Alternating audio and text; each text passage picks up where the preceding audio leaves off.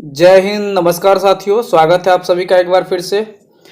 अभी इंटर स्तरीय लेवल का जो बिहार एसएससी का ये एग्ज़ाम होना है और जिसके बारे में ये 11,000 पदों की जो बहाली आई है, तो उनसे संबंधित जो प्रैक्टिस सेट देखने से पहले जो प्रीवियस ईयर के क्वेश्चन हैं वो ज़्यादा इम्पोर्टेंट होगा, क्योंकि उससे आपको ये अनुभव प्राप्त हो जाएगा कि किस प्रकार के प्रश्न परीक्षा में पूछे जाते रहे हैं। इतने ज़्यादा टफ क्वेश्चन भी नहीं है और इतने आसान क्वेश्चन भी नहीं है, तो जिसे देखने के बाद आप उस टाइप से आपका सेल्फ कॉन्फिडेंस लेवल भी बढ़ जाएगा। तो आप इसको ज़रूर देखें। उसके बाद जो है जो नए प्रैक्टिस सेट होंगे मार्केट में उसको आप देखिएगा या फिर हम खुद ही करवाएंगे वो।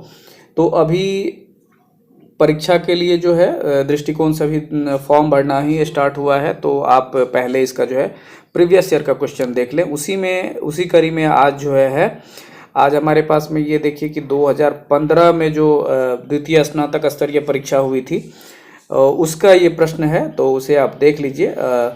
इसमें कुछ लोगों का प्रश्न था कि 50 + 25 प्रश्न 75 रहते हैं, तो कहीं कहीं वो डिजिट अलग ऊपर नीचे है कहीं पे, तो उसको ध्यान नहीं देंगे और इसका डिटेल में हम वो करवाने का प्रयास करेंगे। तो चलिए आज जो है हम शुरुआत करते हैं। जो आज हमारा यहाँ पहला प्रश्न है उससे शुरुआत कर लेते हैं। तो पहला प्रश्न है, गैब्रियल गार्सिया मार्केज की मृत्यु 17/4/2014 को हुआ, वे डैश थे। तो ये देखिए यहाँ पे 2014 का जो ये पूछा गया, तो ये 15 में जो एग्जाम हुआ है, कंडक्ट हुआ है, तो उसमें ये करंट अफेयर्स का ये उस समय का ये क्वेश्चन रहा है। तो खैर आप जो साल भर पहले का करंट अफेयर्स है या 6 महीने का है वो देख के जाएंगे उस समय में। तो खैर चलिए इसका आंसर बता देते हैं। इसका आंसर है ऑप्शन नंबर बी। ये नोबेल पुरस्कार प्राप्त साहित्यकार थे ये, और इनकी मृत्यु हो गई थी 14 में, इसीलिए ये प्रश्न दिया गया है।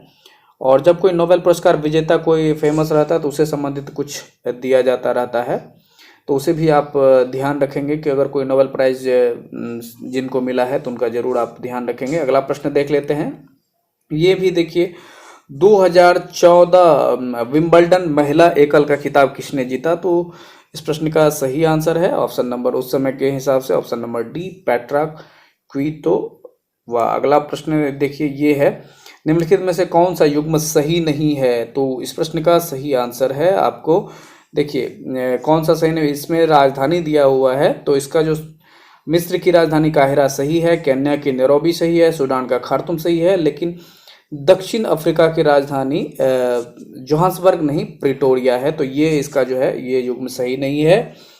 दक्षिण अफ्रीका की संसद जो है केपटाउन में है और दक्षिण अफ्रीका की मुद्रा रैंड है। और ये जो है अब जैसे यहाँ पे सूडान से जो है अलग हुआ है दक्षिण सूडान, जिसकी राजधानी जुबा है। अगला प्रश्न देख लेंगे, द गाइड उपन्यास के लेखक कौन है? तो इस प्रश्न का जो सही आंसर हो जाएगा आपको option number C, R.K. Narayan. Guide पुस्तक के लेखक R.K. नारायण हैं और R.K. नारायण के द्वारा जो है the dark room, Malgudi days, guide, my days इत्यादि पुस्तकें लिखी गई है। R.K. लक्ष्मण की जो पुस्तक है the messenger servants of India, Morarji Desai के बारे में बात करें तो इनकी जो पुस्तक है नेचर की ओर फेमस पुस्तक है। देवकी नंदन खत्री की जो पुस्तक है चंद्रकांता है, उपन्यास के रूप में इनका लिखा गया है। और रामधारी सिंह दिनकर के द्वारा जो है उर्वशी, कुरुक्षेत्र इत्यादि पुस्तकें हैं।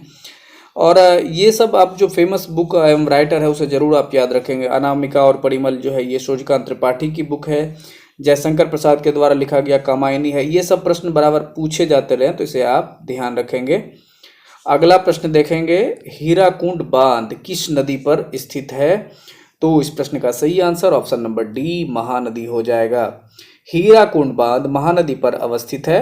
महानदी छत्तीसगढ़ के रायपुर जिले में सिहावा नामक पर्वत श्रेणी के समीप से निकलकर ये बंगाल की खाड़ी में जो है कटक के समीप गिरती है। महानदी की लंबाई लगभग 885 किलोमीटर है। ब्राह्मणी तथा वैतरणी महानदी की सहायक नदियां हैं। महानदी पर हीराकुंड बांध बनाया गया है जो विश्व का सबसे लंबा नदी बांध है। दामोदर नदी परियोजना जो है दामोदर नदी पर जो है ये 1948 में जो है ये भारत का प्रथम बहुउद्देशीय जो नदी घाटी परियोजना स्थापना हुई और इस बांध की जो लंबाई है 4.8 किलोमीटर है। अगला प्रश्न देखेंगे, निम्नलिखित में से किस फसल की खेती में सर्वाधिक क्षेत्रफल में होती है? तो इस प्रश्न का सही आंसर ऑप्शन नंबर बी हो जाएगा, धान। धान फसल की खेती जो है भारत में सर्वाधिक क्षेत्रफल में होती है। धान भारत की मुख्य खाद्य फसल में है। दक्षिण पूर्व एशिया की मुख्य फसल खाद्य फसल जो है वो धान है। विश्व की मुख्य खाद्य फसल गेहूं है। भारत में केंद्रीय चावल अनुसंधान संस्थान अगर पूछा जाए तो कटक में है। और अंतर्राष्ट्रीय स्तर पर अगर पूछा जाए अंतर्राष्ट्रीय चावल अनुसंधान संस्थान कहाँ है, तो ये फिलीपींस की राजधानी मनीला में है। चावल में थायमीन की मात्रा सर्वाधिक पाई जाती है। अगला प्रश्न देखेंगे कि दिनार किस देश की मुद्रा है, तो इस प्रश्न का सही answer option number C Iraq हो जाएगा। देश की राजधानी एवं मुद्रा, ये जो टॉपिक है लुसेंट में उसे भी आप जरूर याद रखेंगे। जैसे यहाँ पे कुछ इसके अलावे जान लेते हैं, इराक की जो है दिनार है, उसके अलावा जैसे ईरान का रियाल है, ईरान की राजधानी तेहरान। इंडोनेशिया की राजधानी नूर संतारा और रुपया है यहाँ का सिंबल। चीन की राजधानी बीजिंग है और वहाँ का जो मुद्रा है युआन है। मालदीव की राजधानी माले और यहाँ की जो मुद्रा रुपया या बहत कह सकते हैं उसको। और पाकिस्तान का इस्लामाबाद और मुद्रा रुपया है। अम्मान का मस्कट और दिनार, मस्कट यहाँ की राजधानी हो गई। और कुवैत की जो राजधानी कुवैत सिटी है और मुद्रा दिनार है। बहरीन की राजधानी मनमा और मुद्रा दिनार है। तो दिनार यहाँ पे देखिए इराक की मुद्रा दिनार हो गई, अम्मान की, कुवैत की, बहरीन की। तो ये कॉमन आप उसे याद करने का जरूर प्रयास करेंगे। मालगुडी डेज के रचनाकार कौन है, तो इस प्रश्न का सही answer option number B R K Narayan. Malgudi days के रचनाकार आर के नारायण हैं। आर के नारायण की प्रसिद्ध रचना जो है स्वामी और उनके दोस्त, the dark room, the guide. Malgudi का जो आदमी है उसका द इंग्लिश टीचर है। और इसी प्रकार कुछ अन्य राइटर है जैसे मुल्कराज आनंद के द्वारा Coolie, two leaves and bud, उसके बाद untouchable, the death of heroes इत्यादि उपन्यास जो मुल्कराज आनंद के द्वारा लिखे गए। आर के लक्ष्मण के द्वारा जो है, जो इनका जो हास्य रस लेखक और कार्टूनिस्ट थे, उनके द्वारा द टनल ऑफ टाइम इनकी आत्मकथा है। अगला प्रश्न देखेंगे, निम्नलिखित में कौन सी महारत्न कंपनी नहीं है, तो इस प्रश्न का सही आंसर होगा ऑप्शन नंबर बी। ध्यान देंगे ये उस समय की जो है 2015 का ये प्रश्न पत्र है, तो अगर अभी का वो करंट होगा तो उसको आप चेक कर लेंगे। ये अभी जैसे महारत्न पावर कंपनी जो है पावर फाइनेंस उस समय लिमिटेड नहीं है, वर्तमान में जो है ये बन चुकी है। उस समय प्रश्न के हिसाब से ये नहीं था। वर्तमान में पावर फाइनेंस कॉरपोरेशन जो है महारत्न कंपनी बन चुकी है। भारत सरकार ने जो मिनी रत्न, नवरत्न और महारत्न कंपनियों को अपने अलग अलग क्षेत्र में बांटा है। भारत सरकार द्वारा जो नवरत्न की शुरुआत 1997 में हुई, मिनी रत्न की जो अवधारणा है 2002 में शुरू की गई। मिनी रत्न कंपनियों की संख्या 73 है, जिसका 2 श्रेणी है। महारत्न कंपनी संख्या इसकी जो संख्या है 11 है। नवरत्न कंपनी की संख्या 13। नवरत्न के अंतर्गत ऐसी कंपनी को रखा गया है जो अधिक लाभप्रद तथा अस्थायी हो। अगला प्रश्न देखेंगे, गंगा ब्रह्मपुत्र डेल्टा वन जो क्षेत्र का वन है निम्नलिखित में से किस नाम से जाना जाता है, तो इस प्रश्न का सही आंसर होगा option number D Sundarban delta से। गंगा ब्रह्मपुत्र डेल्टा सुंदरवन के नाम से जाना जाता है। गंगा नदी गंगोत्री के पास गोमुख हिमानी से निकलकर बंगाल की खाड़ी में गिरती है। गंगा नदी भारत की सबसे लंबी नदी है। ब्रह्मपुत्र नदी पर सबसे लंबी नदी जो है भारत से होकर बहती है। ये ब्रह्मपुत्र नदी जो है सबसे लंबी नदी है जो भारत से होकर बहती है। और गंगा की जो अगर लंबाई पूछा जाए तो ये 2525 किलोमीटर हो जाता है। और भारत की अगर सबसे लंबी नदी पूछ लिया जाए तो ये गंगा ही हो जाएगा। और सुंदरवन डेल्टा जो है विश्व का सबसे बड़ा नदी डेल्टा है और सुंदरी नामक वन के कारण जो है सुंदरवन का नाम रखा गया है। इसे मैनग्रोव वन भी कहा जाता है। अगला प्रश्न देखेंगे, कालिदास सम्मान प्रारंभ किया गया है किसके द्वारा, तो इस प्रश्न का सही आंसर होगा ऑप्शन नंबर सी मध्य प्रदेश सरकार के द्वारा। तो ये उस समय का करंट अफेयर्स वाला क्वेश्चन रहा होगा। कालिदास सम्मान पुरस्कार जो है मध्य प्रदेश सरकार के द्वारा प्रारंभ किया गया। कालिदास को भारत में संस्कृत के सबसे बड़े कवि के रूप में जाना जाता है। कालिदास गुप्त वंश के जो महानतम शासक चंद्रगुप्त द्वितीय के दरबार में रहते थे। वे चंद्रगुप्त द्वितीय के नवरत्न में शामिल थे। कालिदास ने अभिज्ञान शकुंतलम नाटक लिखी थी और जो इनकी सबसे फेमस कृति या फिर रचना कह सकते हैं वो रही थी। अगला प्रश्न देख लेते हैं। भारतीय अंतर्राष्ट्रीय फिल्म समारोह जो है 20 से 30 नवंबर, ये भी देखिए उस समय का करंट अफेयर्स है, 20 से 30 नवंबर 2014 के बीच का आयोजित किया जाएगा या किया गया था। तो इस प्रश्न का जो सही है उस समय का आंसर है ऑप्शन नंबर डी, गोवा हो जाएगा। भारत का जो अंतर्राष्ट्रीय फिल्म उस फेस्टिवल है उस समय में गोवा में हुआ था, गोवा की राजधानी पणजी में। और अभी अगर हाल फिलहाल का ये देखा जाए तो 66वां जो फिल्म फेयर अवार्ड्स है 27 मार्च 2021 को मुंबई में हुआ। इसमें इरफान खान को अंग्रेजी फिल्म में अंग्रेजी मीडियम के लिए जो है सर्वश्रेष्ठ अभिनेता का पुरस्कार दिया गया और इन्हें लाइफ टाइम अचीवमेंट अवार्ड भी दिया गया। अगला प्रश्न देख लेंगे। पंचतंत्र के रचनाकार कौन हैं? तो इस प्रश्न का सही आंसर हो जाएगा option number B, Vishnu Sharma. Panchatantra के रचनाकार विष्णु शर्मा हैं। अर्थशास्त्र विष्णु गुप्त या चाणक्य गुप्त के द्वारा लिखी गई थी, इसे कौटिल्य भी कह सकते हैं, इनके अलग अलग नाम हैं। पंचतंत्र जो है बाइबिल के बाद सबसे अधिक भाषा में अनुवादित पुस्तक है। विष्णु शर्मा जो है गुप्त काल के लेखक थे। पंचतंत्र में लिखा गया है कि पुरुषार्थ बनने के लिए धनवान बनो। ये जो है पंचतंत्र का कोट्स है वहाँ का।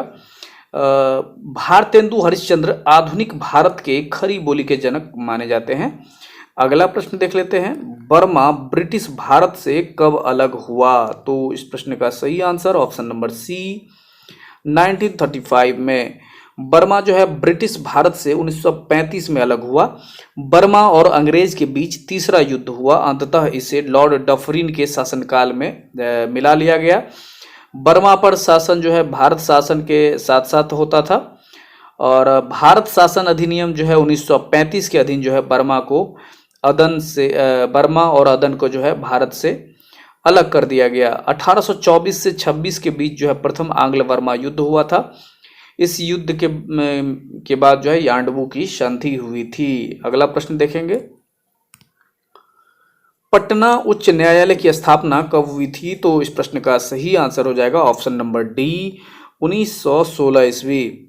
पटना हाईकोर्ट की स्थापना 1916 ईस्वी में हुई। पटना हाईकोर्ट की जो शताब्दी समारोह है 2015 में मनाया गया, इसीलिए ये प्रश्न उस समय इम्पोर्टेंट रहा। भारत में जो है 25 उच्च न्यायालय हैं। पटना उच्च न्यायालय का प्रथम मुख्य न्यायाधीश सर एडवर्ड एम जेम्स चामियर थे। भारत का सबसे बड़ा उच्च न्यायालय इलाहाबाद उच्च न्यायालय है। भारत के जो उच्चतम न्यायालय में 34 मुख्य न्यायाधीश सहित अन्य न्यायाधीश हैं और न्यायाधीशों में वृद्धि से संबंधित जो अधिकार है संसद के पास है। अगला प्रश्न देख लेते हैं। सर्वेंट ऑफ इंडिया सोसाइटी की स्थापना किसने की? तो इस प्रश्न का सही आंसर होगा ऑप्शन नंबर ए हो जाएगा, गोपाल कृष्ण गोखले। गोपाल कृष्ण गोखले के द्वारा सर्वेंट ऑफ इंडिया सोसाइटी की स्थापना 1905 ईस्वी में की गई। Doctor Rajendra Prasad servant of India के सक्रिय सदस्य रहे। गोपाल कृष्ण गोखले जो है के जो राजनीतिक गुरु थे वे एम.जी. रानाडे थे और गोपाल कृष्ण गांधी को महात्मा गांधी जी अपना राजनीतिक गुरु मानते थे। और गोपाल कृष्ण गांधी 1905 में वाराणसी कांग्रेस अधिवेशन के अध्यक्षता इनके द्वारा की गई। अगला प्रश्न देखेंगे। भारत का अनुमानित रक्षा खर्च है, ये भी उस समय के करंट से जुड़ा हुआ ये क्वेश्चन है। तो इस प्रश्न का सही आंसर उस समय के हिसाब और ऑप्शन ए, सकल घरेलू उत्पाद अर्थात जीडीपी का 2.5%। अगला प्रश्न देखिए। किस वर्ष सिक्किम भारतीय संघ का 22वां राज्य बना? तो इस प्रश्न का सही आंसर ऑप्शन नंबर डी, 1975 हो जाएगा। सिक्किम जो है 1975 में भारतीय संघ का 22वां राज्य बनाया गया। भारतीय संविधान के 35वें संविधान संशोधन के द्वारा जो है 1975 के द्वारा इसे सिक्किम को जो है संरक्षित राज्य घोषित किया गया। भारतीय संविधान का जो 36वां संविधान संशोधन है 1975 के द्वारा इसे भारत का 22वां राज्य का दर्जा दिया गया। पवन कुमार चामलिंग सिक्किम के पूर्व मुख्यमंत्री, सर्वाधिक समय तक जो है भारत में रहने वाले मुख्यमंत्री का रिकॉर्ड इनके नाम है। 2 जून 2014 को भारत का 29वां राज्य तेलंगाना को बनाया गया है। तेलंगाना जो है आंध्र प्रदेश राज्य से अलग हुआ है। वर्तमान में 28 राज्य और 8 केंद्र शासित प्रदेश हैं। अगला प्रश्न देखेंगे, आजादी के बाद भारत और नेपाल के बीच प्रथम शांति मित्रता संधि किस वर्ष काठमांडू में हस्ताक्षरित की गई? तो इस प्रश्न का सही आंसर ऑप्शन नंबर डी 1950 हो जाएगा। आजादी के बाद भारत और नेपाल के बीच प्रथम शांति एवं मित्रता संधि 1950 ईस्वी में काठमांडू में हस्ताक्षरित की गई। 1950 के संधि में व्यापार रियासत के साथ पारगमन संधि महत्वपूर्ण प्रावधान है, जो प्रावधान इसके रहे थे, और नेपाल और भारत के नागरिक को एक दूसरे के देश में आने जाने की पूरी छूट है। नेपाल में जो है 1990 के दशक में लोकतांत्रिक प्रणाली की शुरुआत हुई और नेपाल में को जो है 2008 में गणराज्य घोषित किया गया। अगला प्रश्न देखेंगे, ये देखिए रीजनिंग का सवाल है, ये देखिए फिर जीके का। भारतीय राष्ट्रीय कांग्रेस की प्रथम महिला अध्यक्ष कौन थी? तो इस प्रश्न का सही answer option number be Annie Besant होगा। भारतीय राष्ट्रीय कांग्रेस की प्रथम महिला अध्यक्ष श्रीमती एनी बेसेंट थी। इन्होंने 1917 में कलकत्ता अधिवेशन की अध्यक्षता की। ये आयरलैंड की मूल निवासी थी। भारतीय राष्ट्रीय कांग्रेस की प्रथम भारतीय महिला अध्यक्ष जो है श्रीमती सरोजनी नायडू थी, जिनके द्वारा 1925 में कानपुर अधिवेशन की अध्यक्षता की गई। अगला प्रश्न देखेंगे, ये देखिए मैथ का सवाल है। मैथ जो और रीजनिंग जो भी होगा उसे कोशिश करेंगे आप लोग अपने स्तर से जरूर उसको डिटेल में देखने का प्रयास करेंगे, क्योंकि इसमें जो है मैथ रीजनिंग बनाने से नहीं, मैथ रीजनिंग का जो है उसका जो सॉल्यूशन है वो जितना फास्ट आप हो सके उसको रंगाने में ही होगा, तो इसीलिए उस बात पे आप जरूर ध्यान देंगे। चलिए अगला यहाँ से इसमें अब जीके का देख लेते हैं, जीके जहाँ से शुरू होगा।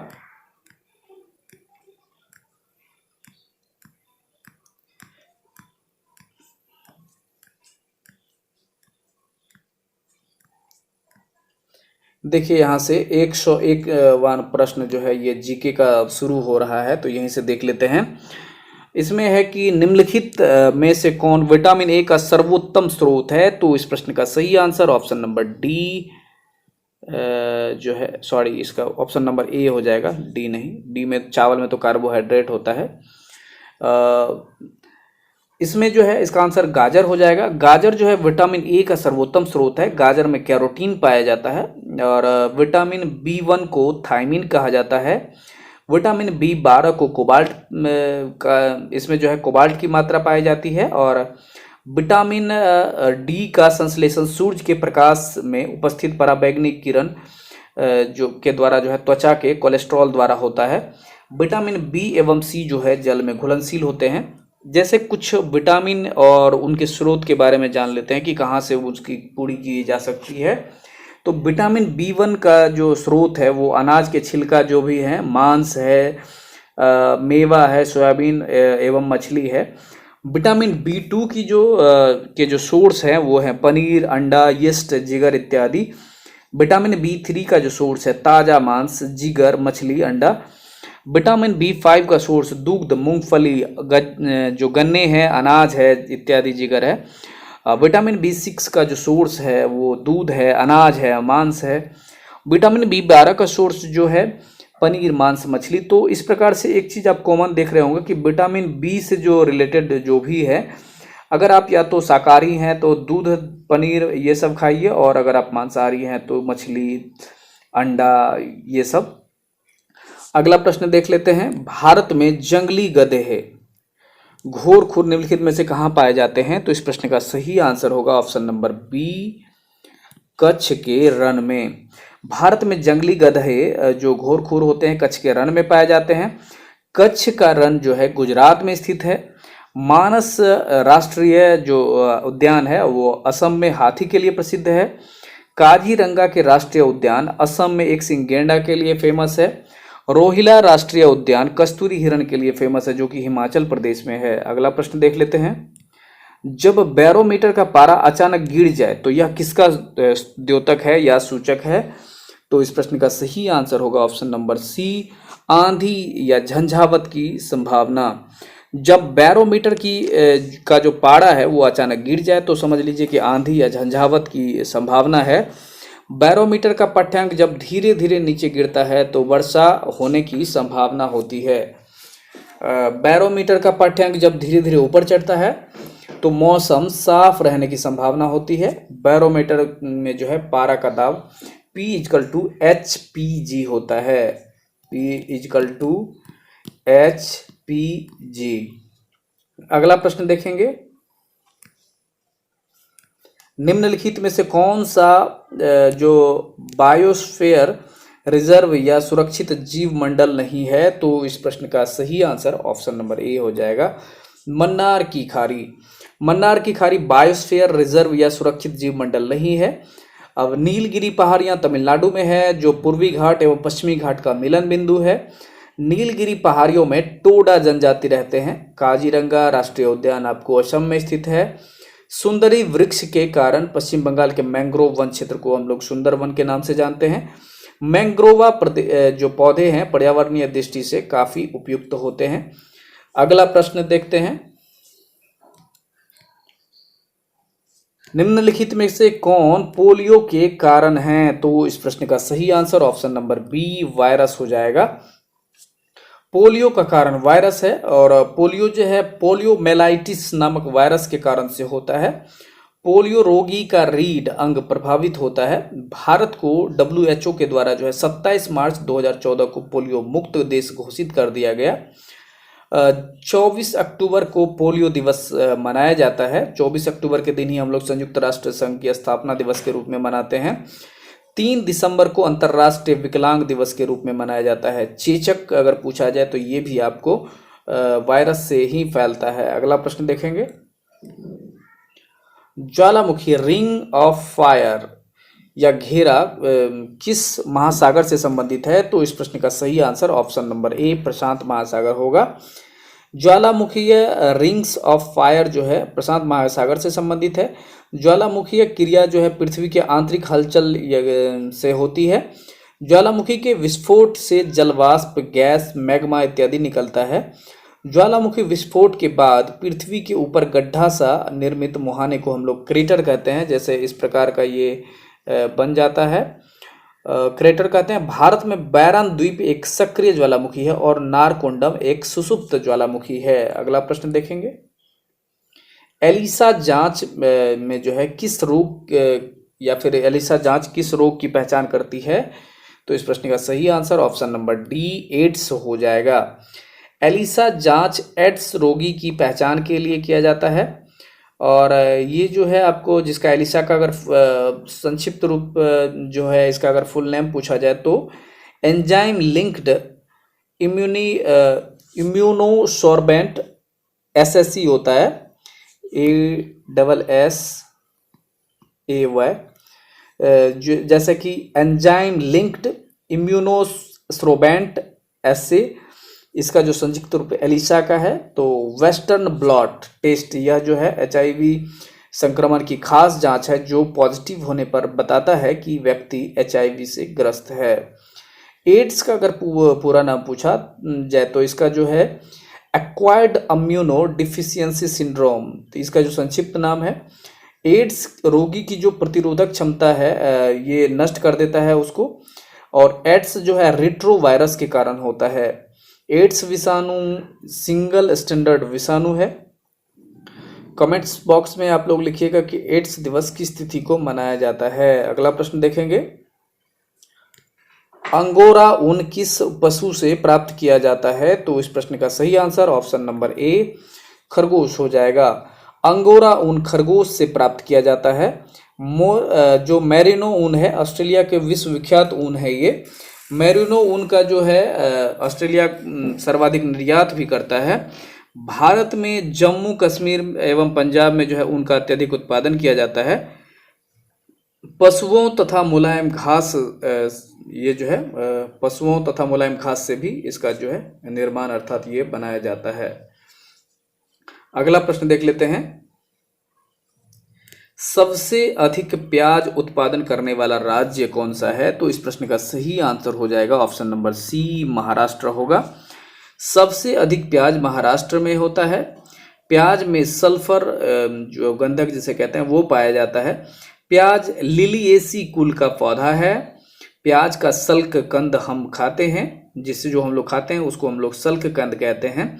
भारत में सबसे अधिक सब्जियां उत्तर प्रदेश और पश्चिम बंगाल में होती है।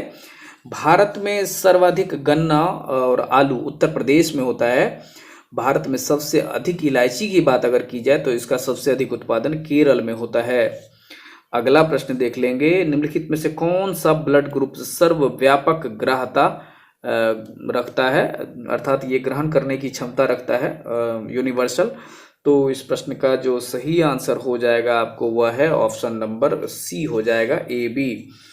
जो ए बी ग्रुप है हमारा वह सबसे सर्वग्राही होता है और ओ जो है सर्वदाता होता है।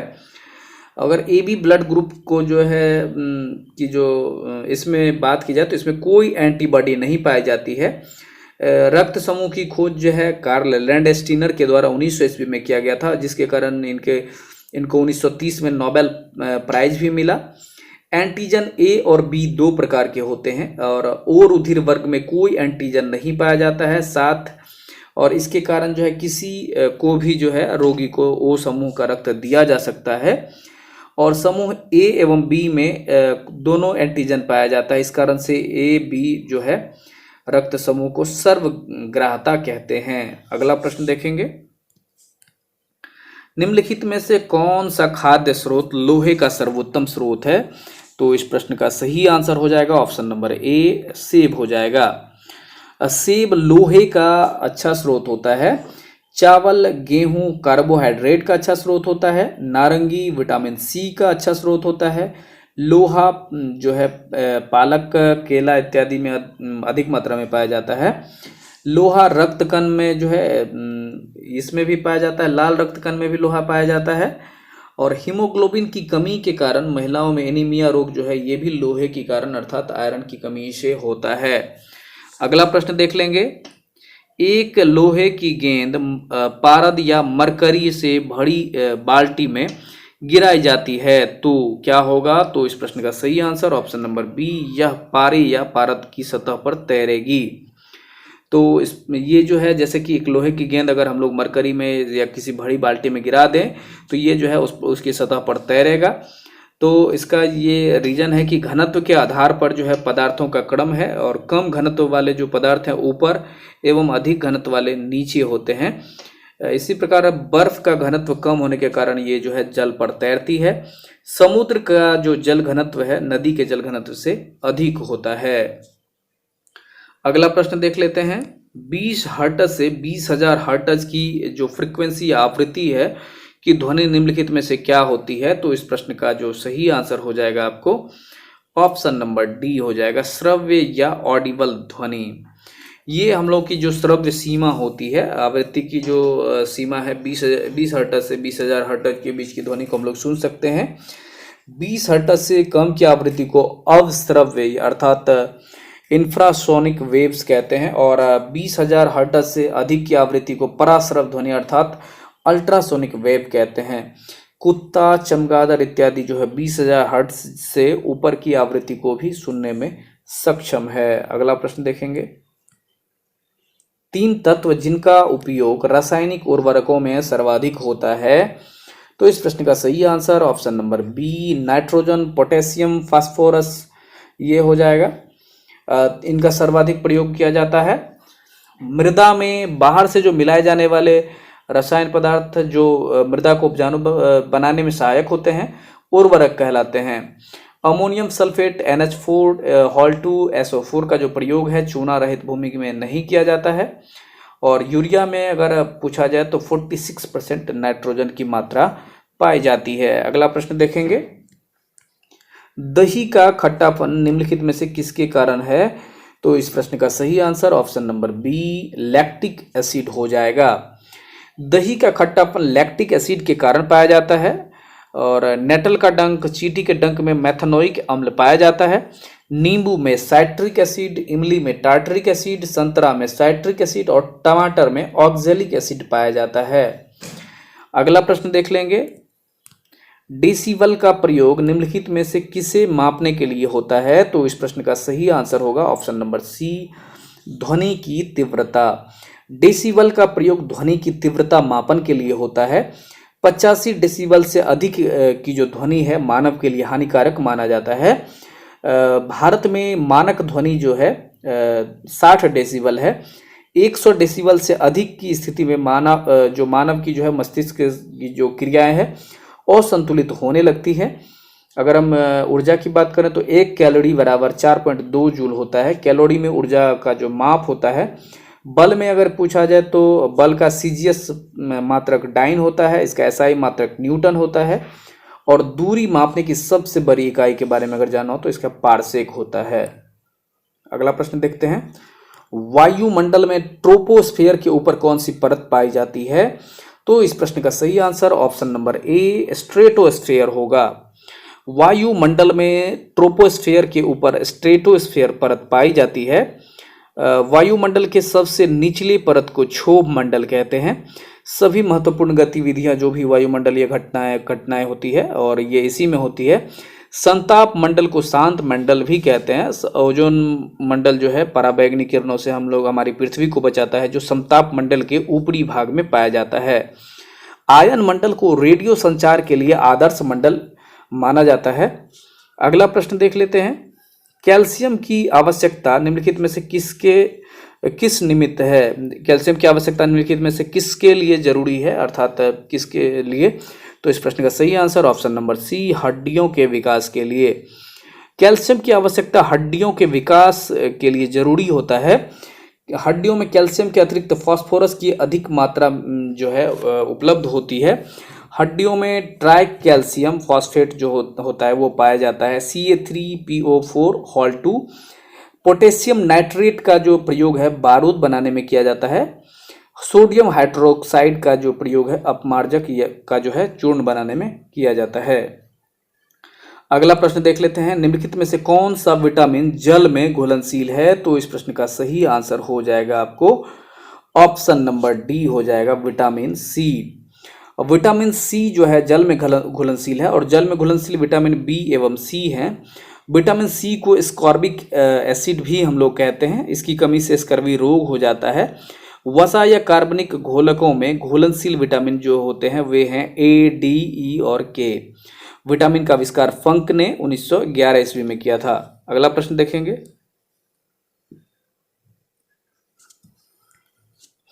बिहार पंचायती राज अधिनियम 2006 में 2 ग्राम सभा की बैठकों के बीच अधिकतम कितनी अवधि निर्धारित है? तो इस प्रश्न का सही आंसर ऑप्शन नंबर सी 3 महीने हो जाएगा। बिहार पंचायती राज अधिनियम 2006 के अंतर्गत जो है 2 ग्राम सभा के बैठकों के बीच अधिकतम अवधि 3 महीने का होना चाहिए। लोकसभा या विधानसभा की जो 2 बैठकों की अधिकतम अवधि है वह 6 माह होती है। पंचायती राज को संवैधानिक दर्जा के लिए जो है संविधान का संशोधन 73वां संविधान संशोधन लाया गया था। भारतीय संविधान के अनुसूची 11 में जो है पंचायती राज का वर्णन है और अनुच्छेद 40 के अधीन ये कहा गया है कि राज्य जो है ग्राम सभा का गठन कर उसे अधिकार और शक्ति प्रदान करेगा। अनुच्छेद 40 को संविधान में गांधीवादी दर्शन भी माना जाता है। अगला प्रश्न देखिए कि ये कॉलम x का y से मिलान करने के लिए दिया गया है, तो और इसका जो सही आंसर है वो इसमें देना है। तो इस प्रश्न का जो सही आंसर होगा वो है ऑप्शन नंबर ये, देखिए ऑप्शन नंबर ये हो जाएगा 4 का 1 और 3 का 2। 1 मिनट, इसका देखिए, इसमें देखिए सही मिलान इसका 4 का 1 हो जाएगा। जो 4 नर्मदा है 1 अमरकंटक से निकलती है। उसके बाद देखिए इसमें जो है कृष्णा के बारे में है, तो 1 का हम लोग देखते हैं। 1 का जो है डी नंबर दिया गया है, तो डी नंबर अर्थात महाबलेश्वर से निकलती है। ब्रह्मपुत्र के बारे में अगर पूछा जाए तो ये आपको 3 का सी हो जाएगा, महाराष्ट्र के नासिक से। और गोदावरी जो है सांगपो इसका नाम है। और एक मिनट यहाँ मिस हो गया है। गोदावरी हमारे महाराष्ट्र के नासिक से निकलती है और ब्रह्मपुत्र जो है इसका जो है ये सांगपो इसका स्थान कह सकते हैं, या फिर सांगपो नाम से तिब्बत में से हम लोग जानते हैं।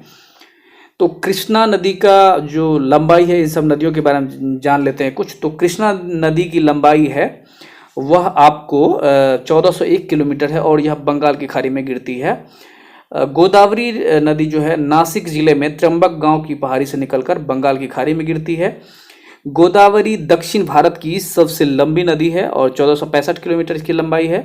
गोदावरी को हम लोग वृद्ध गंगा के नाम से भी जानते हैं। ब्रह्मपुत्र नदी तिब्बत से बहती हुई बंगाल की खाड़ी में गिरती है। ब्रह्मपुत्र नदी की कुल लंबाई 2900 किलोमीटर है, जिसमें ये 916 किलोमीटर भारत में बहती है। अगला प्रश्न देख लेंगे। अपील की सुनवाई में ग्राम कचहरी में न्यूनतम जो पंचों की गणपूर्ति नियमतः क्या होनी चाहिए? तो इस प्रश्न का सही आंसर ऑप्शन नंबर बी 7 होना चाहिए।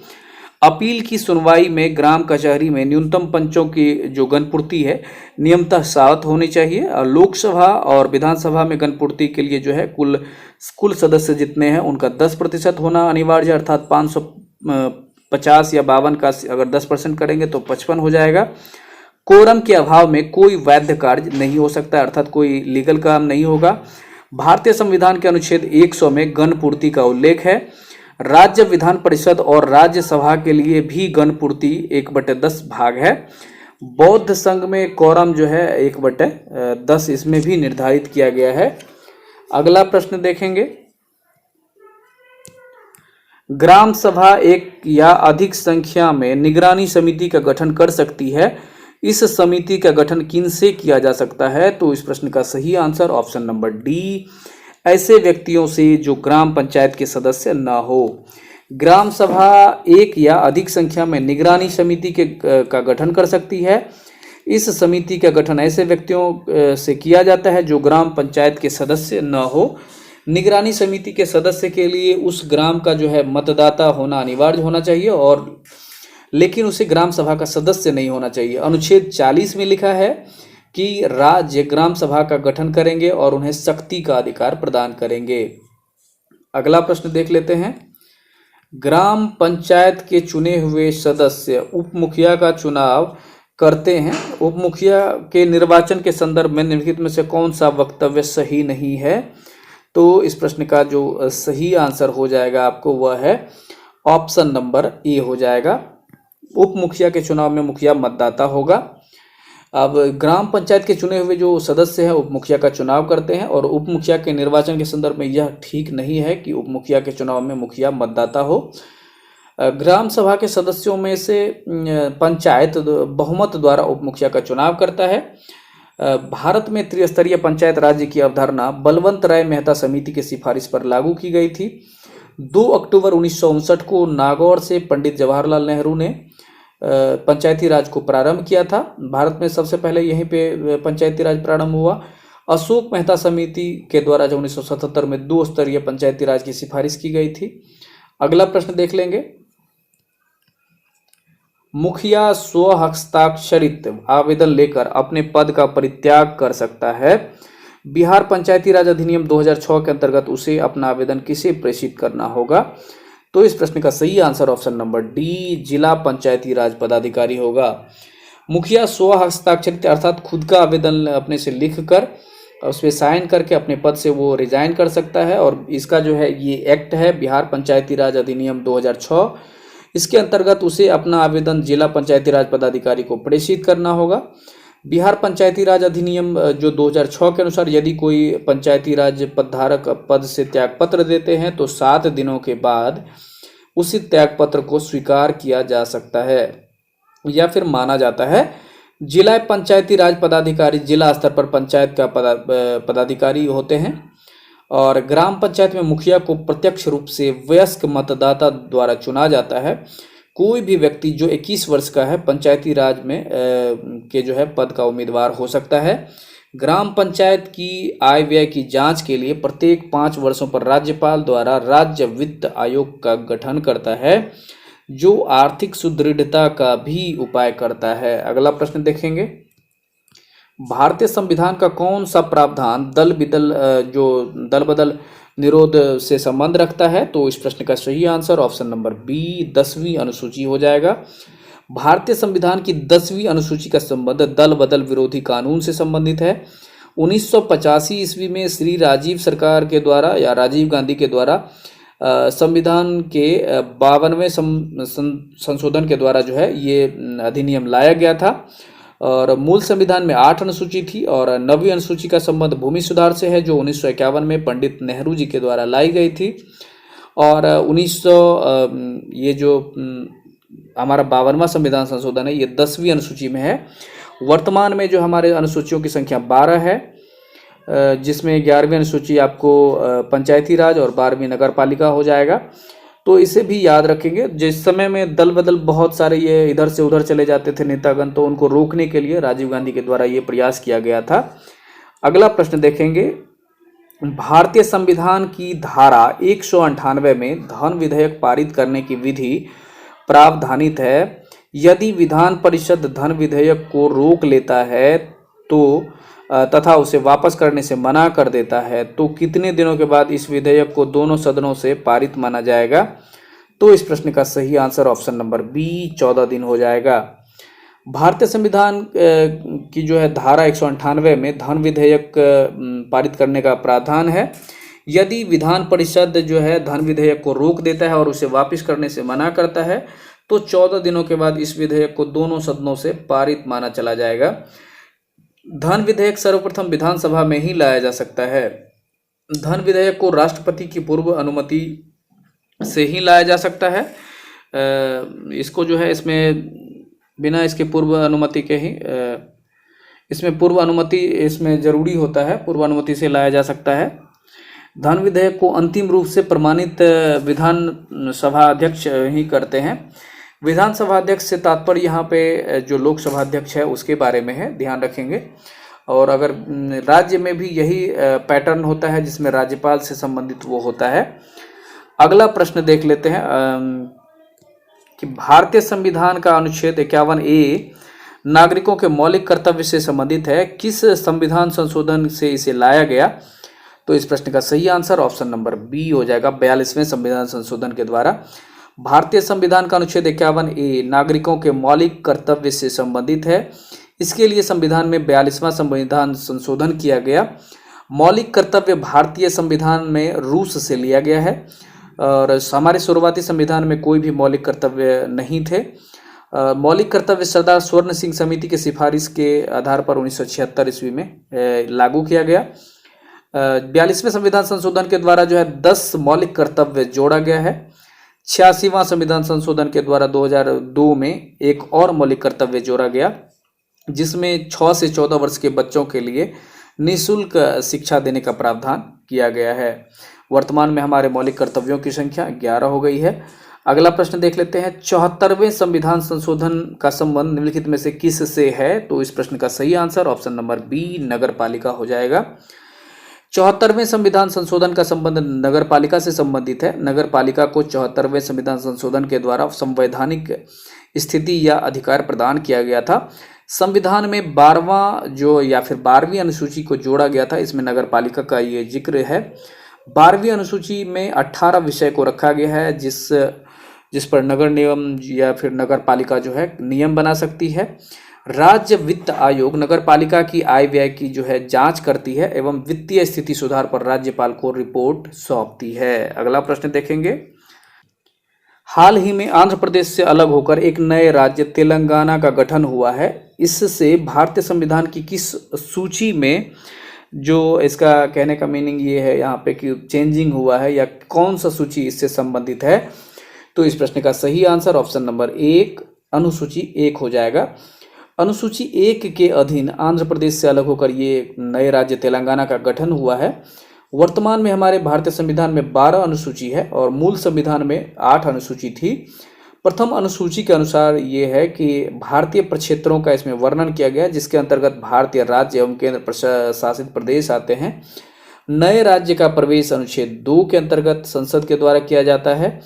अनुच्छेद 3 के अंतर्गत संसद साधारण बहुमत से राज्य का नाम, सीमा परिवर्तन या नए राज्य का निर्माण कर सकते हैं। अनुच्छेद 7 का संबंध शक्तियों के विभाजन से या शक्तियों का बंटवारा से है। अगला प्रश्न देखेंगे,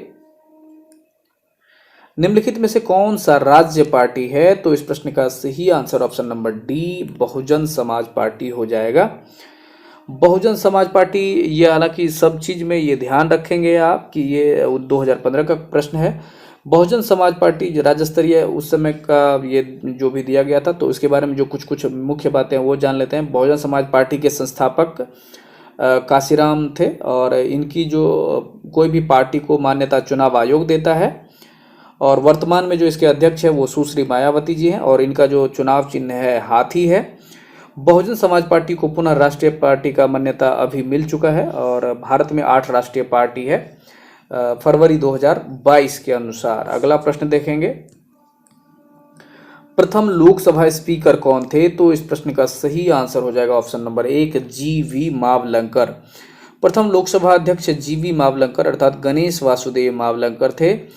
जी.वी. मावलंकर के खिलाफ जो है प्रस्ताव लाया गया था जो पास नहीं हुआ। भारत के 2 स्पीकर जी.वी. मावलंकर एवं एम.जी. बालयोगी जिनकी जो है पद पे रहते उनकी मृत्यु हो गई। 16वीं लोकसभा में सुमित्रा महाजन लोकसभा के अध्यक्ष थी और 17वीं में ओम बिरला भी वर्तमान में है।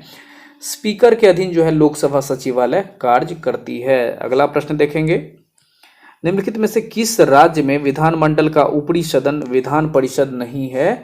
तो अब इसके बारे में अब देना है कि इसमें नहीं है, अर्थात विधान परिषद की इसमें नहीं है। तो इस प्रश्न का सही आंसर ऑप्शन नंबर सी पश्चिम बंगाल हो जाएगा। विधानमंडल का ऊपरी सदन या विधान परिषद पश्चिम बंगाल में नहीं है दिए गए विकल्पों में से। भारतीय शासन अधिनियम 1935 के अधीन जो पहली बार है 6 राज्यों में विधान परिषद का गठन किया गया। भारतीय संविधान के अनुच्छेद 169 के अधीन जो है संसद को यह अधिकार है कि विधान परिषद का गठन या उन्मूलन कर सकते हैं वे। इसके लिए राज्य विधानसभा में प्रस्ताव लाना अनिवार्य है। विधान परिषद की अधिकतम संख्या उस राज्य के विधानसभा के 1/3 सदस्य से अधिक नहीं हो सकती है। विधान परिषद के सदस्यों के लिए न्यूनतम उम्र सीमा जो है 30 वर्ष होना चाहिए और विधान परिषद के सदस्य 6 वर्षों के लिए चुने जाते हैं। ठीक वही पैटर्न जो लोकसभा एवं राज्यसभा के बीच अपनाया जाता है वही पैटर्न यहाँ भी है। तो यहाँ जो विधान परिषद है वो ऊपरी सदन या फिर राज्यसभा के जैसा ही इसमें सारा पैटर्न होता है। अगला प्रश्न देख लेंगे, बिहार में लोकसभा की 40 सीटें हैं, राज्यसभा की कितने सीटें हैं? तो इस प्रश्न का सही आंसर होगा ऑप्शन नंबर डी 16 हो जाएगा। बिहार में लोकसभा की 40 सीटें हैं और राज्यसभा की 16 सीटें हैं। अगर हम लोग इनके विधानसभा सदस्यों की बात करें तो 243 है और इसमें विधान परिषद के सदस्यों की संख्या 75 है। और सबसे अधिक अगर विधानसभा सदस्य के बारे में जाना जाए तो ये 403 है जो उत्तर प्रदेश से है और सबसे अधिक लोकसभा के सदस्यों की संख्या ये भी उत्तर प्रदेश से ही है, 80 है। अगला प्रश्न देख लेते हैं, 2011 की जनगणना के अनुसार बिहार में अनुमानित आबादी कितनी है? तो इस प्रश्न का सही आंसर हो जाएगा ऑप्शन नंबर सी 10 करोड़। हालांकि अभी नया सेंसस बिहार सरकार के द्वारा लाया गया जिसमें 13 करोड़ से ऊपर इसकी आबादी हो चुकी है हमारी। तो अब इसमें क्या है कि 2011 के जनगणना के अनुसार हमें इसका देखना है। तो 2011 के अनुसार जो है हमारी जनगणना जो है 10 करोड़ 40 लाख 99 हज़ार था उस समय में, जो देश का 8.60% था। 2011 के जनगणना अनुसार जो है हमारे बिहार का जो है 10 की जनसंख्या वृद्धि दर आपको 25.42% रही थी। अगला प्रश्न देख लेते हैं, सामान्यतया विधानमंडल के ऊपरी सदन के सदस्यों की कुल संख्या निचले सदन की कुल संख्या की कितनी होनी चाहिए? तो इस प्रश्न का सही आंसर ऑप्शन नंबर बी 1/3 होनी चाहिए। सामान्यतया जो होता है जनरली हम लोग विधानमंडल के जो ऊपरी सदन के सदस्यों की संख्या जो है निचले सदन के सदस्यों की संख्या कुल संख्या की 1/3 होनी चाहिए। विधान परिषद की न्यूनतम संख्या 40 होनी चाहिए और विधानसभा की अधिकतम संख्या 500 और न्यूनतम 60 होनी चाहिए। लेकिन इसके कुछ अपवाद एक्सेप्शन है कुछ स्टेट में। अगला प्रश्न देखेंगे, बिहार राज्य में कुल कितने जिले हैं? तो ये देखिएगा 2015 का ये प्रश्न है। तो उस समय के अनुसार इसका जो सही आंसर है ऑप्शन नंबर सी 38 जिला। ये हालांकि उस समय से अभी तक ये कंटिन्यू ही है और 38वां जिला जो है अरवल को बनाया गया था। और बिहार में कुल हमारे यहाँ 9 प्रमंडल है, बिहार में 101 अनुमंडल हैं, बिहार में 534 प्रखंड हैं, बिहार में 17 नगर निगम हैं और पटना नगर निगम की स्थापना 1952 ईस्वी में किया गया था। और बिहार में 40 पुलिस जिले हैं, अर्थात 38 जिले में तो आपको डीएम और एसपी दोनों मिलेंगे। 2 जिले ऐसे हैं जिसमें आपको जैसे नवगछिया और आपको बगहा हो जाएगा, ये पुलिस जिले, अर्थात उसमें सिर्फ आपको जिले के एसपी मिलेंगे। तो अगला देख लेते हैं। मैकमोहन रेखा भारत और चीन की सीमा तय करती है। डूरंड रेखा किन दो देशों की सीमा तय करती है? तो इस प्रश्न का सही आंसर होगा ऑप्शन नंबर ए, पाकिस्तान और अफगानिस्तान। ये जो मैकमोहन रेखा है भारत और चीन की सीमा रेखा तय करती है। डूरंड रेखा पाकिस्तान और अफगानिस्तान के बीच है। मैकमोहन रेखा का निर्धारण 1914 ईस्वी में हुआ था, जिसे चीन के द्वारा मान्य नहीं है या चीन नहीं मानता है इसे। डूरंड रेखा 1893 ईस्वी में निर्धारित किया गया था, जो भारत और अफगानिस्तान के बीच निर्धारित किया गया है, जो अब वर्तमान में पाकिस्तान और अफगानिस्तान के बीच है। चलिए अगला प्रश्न देखते हैं। फीफा विश्व कप 2014 का आयोजन किस देश में हुआ है? तो इस प्रश्न का जो सही आंसर होगा ऑप्शन नंबर डी, ये उस समय का ब्राजील हो जाएगा। अगला ये देख लेते हैं, ये करंट अफेयर से था। अगला देख लेते हैं, ब्लड कैंसर को आमतौर से इस नाम से जाना जाता है। तो इस प्रश्न का जो सही आंसर है ऑप्शन नंबर बी हो जाएगा, ल्यूकेमिया हो जाएगा। ब्लड कैंसर को आमतौर पर ल्यूकेमिया के नाम से जाना जाता है। कर्क रोग जिसे जो कैंसर से संबंधित है, आयनिक जो किरण से जो है, इसके जो जैसे कि हम लोग अल्ट्रासोनिक जो भी परावैंगिक किरणें हैं उसके बारे में भी ये बताया जा रहा है कि उसके कारण से भी त्वचा कैंसर हो जाता है। और उसका निदान जैसे कि आयनिक किरण से उसका जो कैंसर रोग भी होता है और उसका निदान भी किया जा सकता है। एनीमिया जो है रोग लोहा की कमी से होता है। हीमोफीलिया रोग स्त्री के द्वारा जो है पुरुष में फैलता है, जो अनुवांशिक रोग है। रक्त पोषक पदार्थ का जो है शरीर में एक स्थान से दूसरे स्थान तक परिवहन करता है, और ये जो है शरीर के तापमान को कंट्रोल भी करता है। रक्त जो है संवहन उत्तक है। रक्त के दो भाग होते हैं, प्लाज्मा और रक्त कणिकाएं। अगला प्रश्न देख लेते हैं। मंगलयान जो है 5 नवंबर 2013 को श्रीहरिकोटा से प्रक्षेपित किया गया था। श्रीहरिकोटा किस राज्य में स्थित है? तो हालांकि ये उस समय का करंट था, लेकिन ये प्रश्न तो क्वेश्चन तो ये हो गया है कि श्रीहरिकोटा किस राज्य में स्थित है। तो इस प्रश्न का सही answer option number D, Andhra Pradesh हो जाएगा। श्रीहरिकोटा जो है आपको आंध्र प्रदेश राज्य में स्थित है। और मंगलयान की बात करें तो ये 5 नवंबर 2013 को श्रीहरिकोटा से प्रक्षेपित किया गया था, और ये सफलतापूर्वक 24 सितंबर 2014 को मंगल के कक्षा में पहुंच गया। भारत के द्वारा जो है 2008 में चंद्रयान प्रथम मिशन भेजा गया, और चंद्रयान द्वितीय 2019 में भेजा गया, और अभी हाल ही में 23 अगस्त को जो हमारा है ये चंद्रयान तृतीय सफलतापूर्वक ये जो है लॉन्च कर गया है। तो इसे भी आप लोग ध्यान रखेंगे। अगला प्रश्न देखेंगे। उस देश को इंगित करे जहां से ब्रह्मपुत्र नदी नहीं गुजरती है। यहाँ ये सेंटेंस परीक्षा में बहुत इंपॉर्टेंट होता है। तो इस प्रश्न का सही आंसर हो जाएगा ऑप्शन नंबर ए, म्यांमार हो जाएगा। ब्रह्मपुत्र नदी म्यांमार से नहीं गुजरती है। ब्रह्मपुत्र नदी चीन अधिशासित जो तिब्बत है उसके सांगपो से निकलती है, और जो है भारत बांग्लादेश में बहते हुए बंगाल की खाड़ी में गिरती है। ब्रह्मपुत्र नदी की टोटल लंबाई अगर पूछा जाए तो ये 2900 किलोमीटर होगा, और ये भारत में अगर पूछा जाए तो 916 किलोमीटर होगा। ब्रह्मपुत्र नदी को तिब्बत में सांगपो और असम में दिहांग के नाम से जाना जाता है। अगला प्रश्न देखेंगे। साइना नेहवाल किस खेल से जुड़ी हैं? तो इस प्रश्न का सही answer option number C, badminton हो जाएगा। साइना नेहवाल का संबंध बैडमिंटन से है। अगला प्रश्न देखेंगे। कीनन स्टेडियम किस शहर में स्थित है? तो इस प्रश्न का सही आंसर हो जाएगा ऑप्शन नंबर डी, जमशेदपुर हो जाएगा। कीनन स्टेडियम जमशेदपुर में स्थित है। ईडन गार्डन कोलकाता में है। एम चिन्नास्वामी जो है स्टेडियम बेंगलुरु में स्थित है। ग्रीन पार्क स्टेडियम कानपुर में है। बारामती स्टेडियम कटक में स्थित है। ब्रबोर्न स्टेडियम मुंबई में है। वानखेड़े स्टेडियम ये भी मुंबई में है। अगला प्रश्न देख लेते हैं। फिजी की राजधानी कौन सी है? तो इस प्रश्न का सही आंसर हो जाएगा आपको ऑप्शन नंबर ए हो जाएगा, सुवा। फिजी की राजधानी सुवा है। फिजी प्रशांत महासागर में अवस्थित है। फिजी में भारतीय मूल की जनसंख्या सर्वाधिक है। ये हालांकि क्वेश्चन को आप देखेंगे अभी ये चेंज हो सकता है हुआ हो, क्योंकि ये 2015 के अनुसार है। अगला प्रश्न देखते हैं कि शूद्रक ने मृच्छकटिकम नामक प्रसिद्ध रचना नाटक की रचना की जो संस्कृत भाषा में थी। मृच्छकटिकम का अर्थ क्या होता है? तो इस प्रश्न का सही आंसर ऑप्शन नंबर बी, मिट्टी की छोटी गाड़ी होता है। शूद्रक ने मृच्छकटिकम नामक प्रसिद्ध नाटक की रचना की जो संस्कृत भाषा में थी। मृच्छकटिकम का अर्थ होता है मिट्टी की छोटी गाड़ी। शूद्रक ने प्रथम बार जनसाधारण को अपने काव्य का जो है नायक बनाया। मुद्रा राक्षस विशाखा दत्त के द्वारा रचित है। शूद्रक ने ब्राह्मण चारु दत्त और गणिका वसंत सेना के जो है बीच प्रेम प्रसंग का वर्णन किया है। मृच्छकटिकम में उज्जैन कथा का जो है केंद्र है। अर्थशास्त्र पुस्तक में लगभग 6000 श्लोक और 15 अध्याय एवं 180 उपाध्याय हैं जो राजनीतिक व्यवस्था से संबंधित है। अगला प्रश्न देखिए, कुचिपुड़ी किस प्रदेश का लोक नृत्य है? तो इस प्रश्न का सही आंसर हो जाएगा ऑप्शन नंबर सी, आंध्र प्रदेश।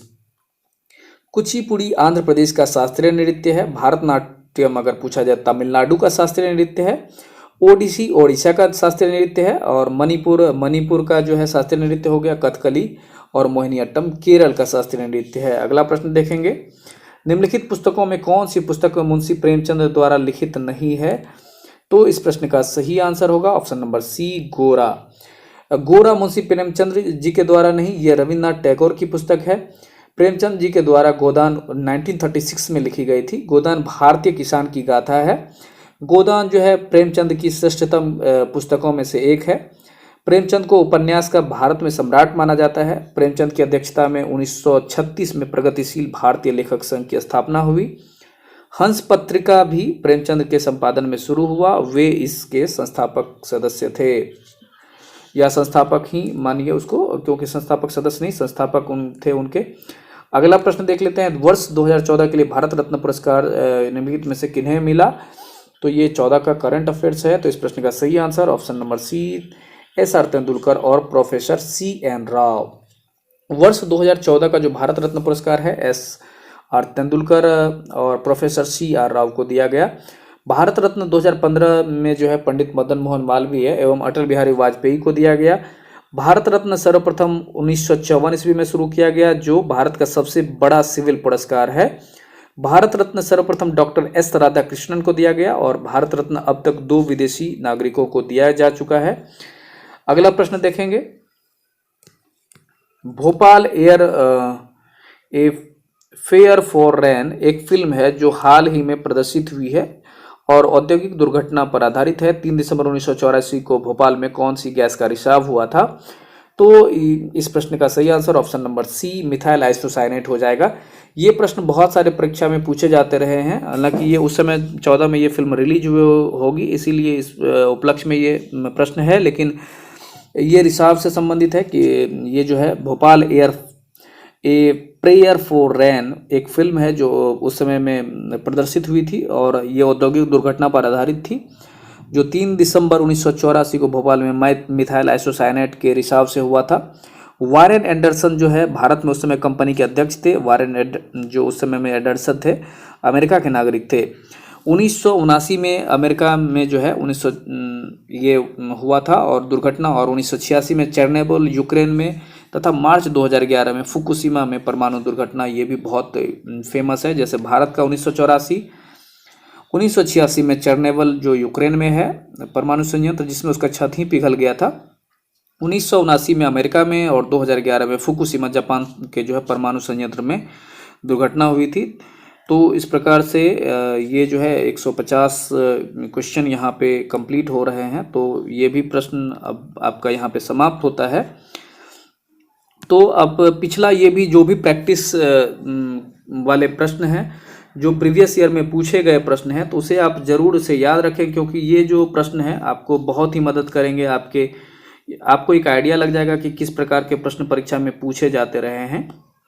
तो आप ज़रूर से इसको बार बार एक बार देख लेंगे कि अध्ययन करेंगे कि जिस टाइप से क्वेश्चन पूछे जाते हैं तो आप उस टॉपिक को उस स्तर से, अपने स्तर से ज़रूर देखने का प्रयास करें। क्योंकि जब आप जैसे अगर कोई क्वेश्चन पूछा जा रहा है कालिदास पुरस्कार सम्मान किस ये यहाँ पे जैसे पूछा गया है कालिदास सम्मान पुरस्कार प्रारंभ किया गया तो पंचतंत्र के लेखक कौन है, तो आपको स्वाभाविक रूप से और सब भी आपको याद कर लेने हैं, क्योंकि इस टाइप से ही प्रश्न पूछे जाएंगे फ्यूचर में। और एक ये आपको उदाहरण के लिए आपको ये सब पहले से प्रीवियस ईयर का क्वेश्चन मिल जाता है। तो मिलेंगे आपसे फिर से एक नई वीडियो में, तब तक के लिए आप लोग जो पहली बार इस पर हैं तो आपसे अनुरोध है कि इस चैनल को सब्सक्राइब करें और वीडियो को लाइक एंड शेयर करें। और जो लोग पहली बार इस पर जुड़े हैं तो आपसे अनुरोध होगा कि अपने दूसरे मित्रों को भी इसे शेयर करें। मिलेंगे फिर से एक नई वीडियो में, तब तक के लिए जय हिंद।